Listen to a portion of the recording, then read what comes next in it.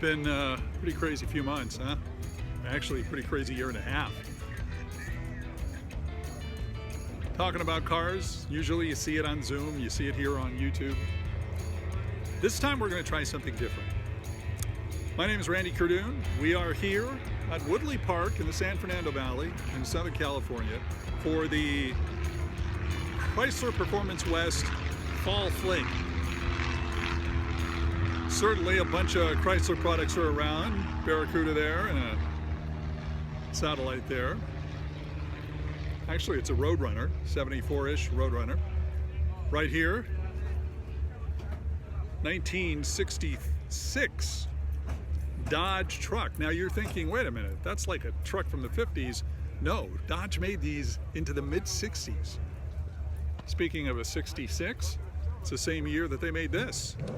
That is a Dodge Coronet station wagon. But the cars we're going to start off here and talk about is this one here, a 1955 Chrysler Imperial, gold over white, and parked right next to it is a 1955 Chrysler Imperial, white over gold. And these guys know each other. Surprise, surprise. Let's find out their story.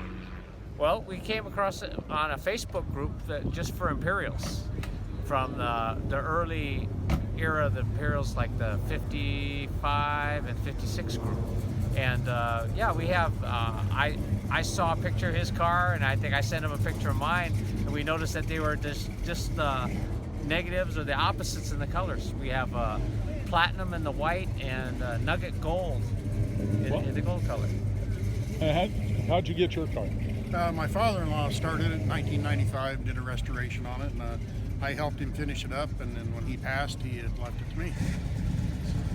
Do you know how really unusual though these cars are? I mean, you just don't see them around, and to see two of them in alternating colors is kind of unusual. Yeah, I've come to Spring Fling for many years because I had a 68 Dodge Charger and never saw one here. And then I saw the one that won the Resto Mod, that won the Motor Trend Resto Mod of the Year. I think it might have been 2018 or 17. And it just piqued my interest, and never saw one before. And I happened to be cruising through the Los Feliz area right by the Mulholland Fountain, and this car, my car right here, the gold one, just zipped right by. I had to jump in my car and chase it down and talk to the owner. And that's how I met him, and he said, well, someday in the near future he was thinking of selling because he was moving, and the garage that he was moving to could not fit this car. So he said it was about time to let it go. And so that's how I came across it. Were you guys both into Imperials at all? I mean, or were you into other cars? I've been into Mopars since I was a teenager. The Imperial, my father-in-law first bought it because when he looked at it, he thought it was a 300. They have the same grille.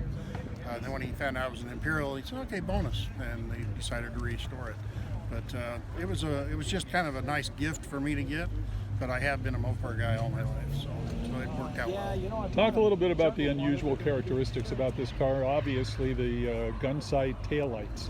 Yes, the gun sight, or the bird strainers, as some people call them, are probably one of the unique things, especially to that era. The model here, 56 and 55, were the only body styles of that time. It was a transition.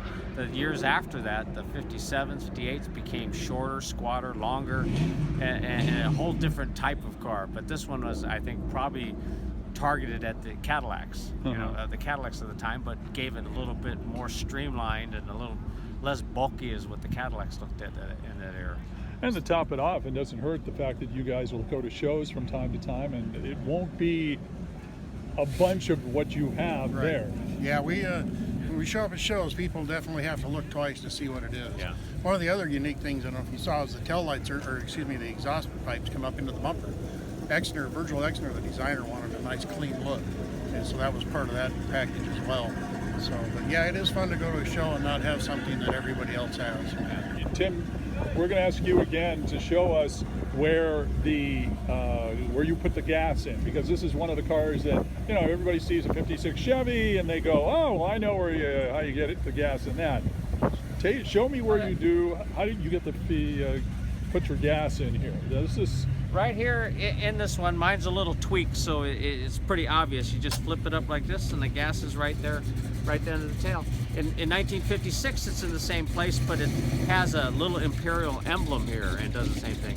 Then the next year, or like the New Yorker, has it behind the tail light. The tail light flips out, sort of like the Cadillac stuff. You flip out the tail light lens, and you can see where the gas goes in. so. Do you guys, are your engines pretty much the same? No, mine came with the same motor his has, and it was a 6-volt system. We've upgraded to an electronic fuel injection and put a 392 Hemi in it. So it was the correct year model of Hemi for warranty work. In '57, they started replacing the 331 with the 392. When I bought it, it was plain. I put the wrap on the hood, changed out the rear louvers, put the front, what you call it? Front grill, the billet grill on, changed out the exhaust, put it black exhaust tips on there for the chrome, so everything would be black and yellow. So that's how mine used to look. It'll stop like that.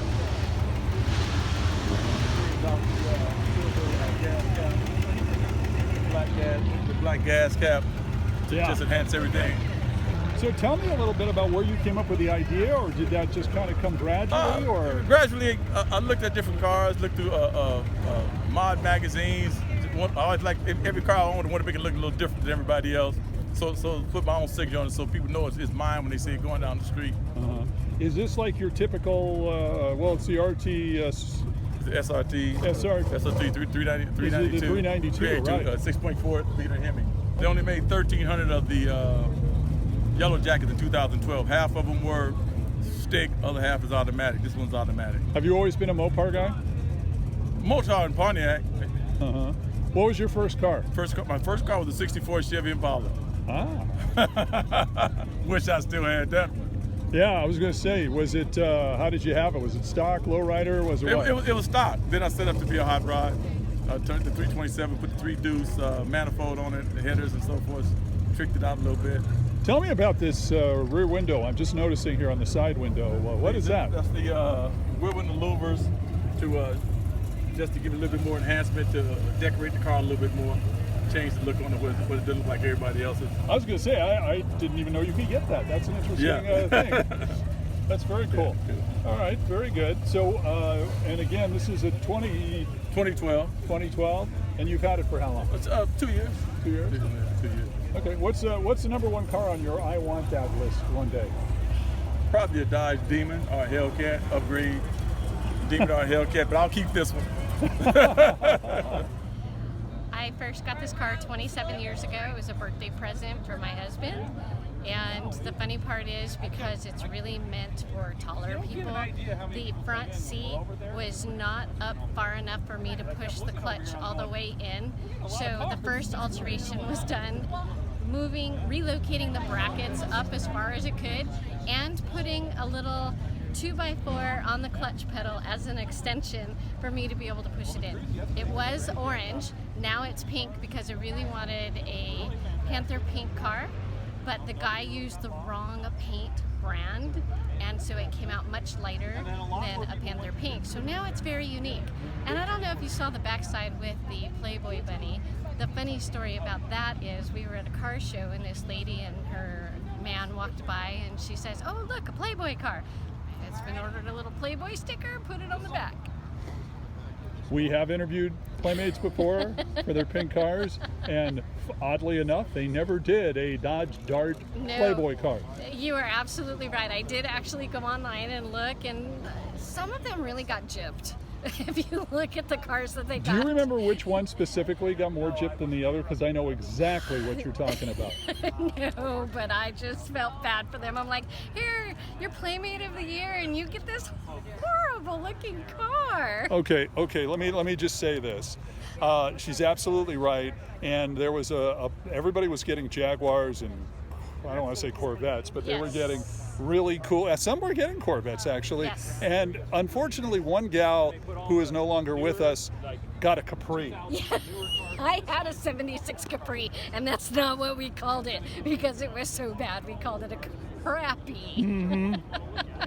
So yes, she got gypped. Yeah, she did. By the way, I just want to make sure and clarify that this is not any way spokes car for Pepto-Bismol. Is that correct? Absolutely not. Okay. If I'm going to lean any direction, it'd be more towards breast cancer. Yes. Sure. Breast cancer. No, absolutely. We'll go for that. All right. Wait. Okay. Not Pepto. No, of course, not Pepto. Not Pepto. It's certainly stomach acid is an issue, but not as much as this. So tell me a little bit about you're how tall? 5'2". Oh, okay. So it did take a little bit for you to be able to reach the pedals. Okay. All right. That works. So I also noticed on there you have a lot of Santa Paula police badges or at least patches that you can put on. Yes, my first car show with Santa Paula PD, they were raising money for breast cancer, and a lot of law enforcement and other avenues, they sell the breast cancer awareness patches. So I just started collecting them, and now people kind of show up and say, "Here, I brought you one." Kind of cool. So what's under the hood? It's a 340, and it might be a little built up. Not sure, you know.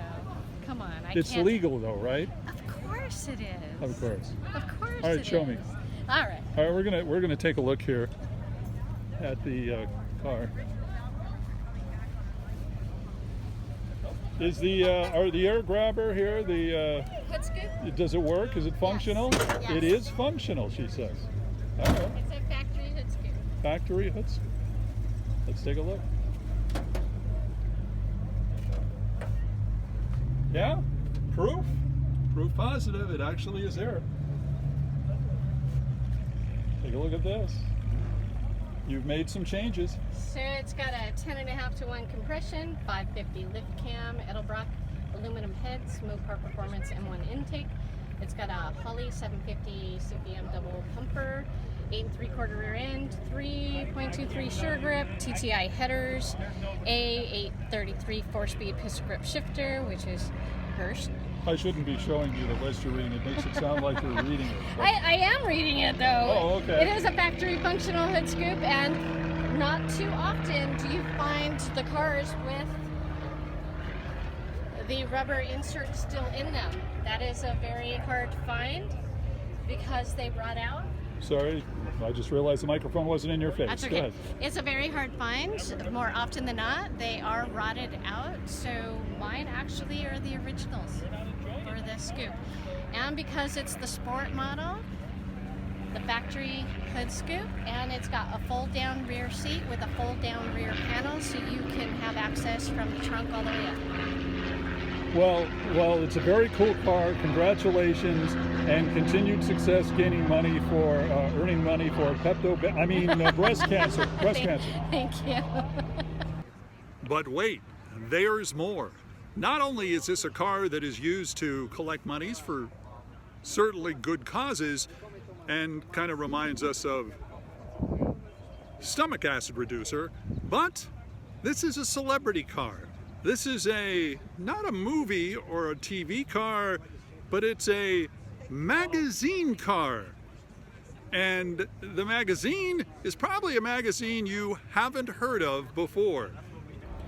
I was approached by a photographer asking if he could take pictures of my car at a car show, and I said, of course. Well, next thing I know, he calls me and asks me if I can use my car in a photo shoot. So, as it turns out, it's Gay Times magazine. It's a British magazine, and the young lady on the cover and centerfold and a few places in between, she did the voice in Polar Express. So she's an actress, a singer, and they did a magazine spread on her for Gay Times magazine because she's bisexual.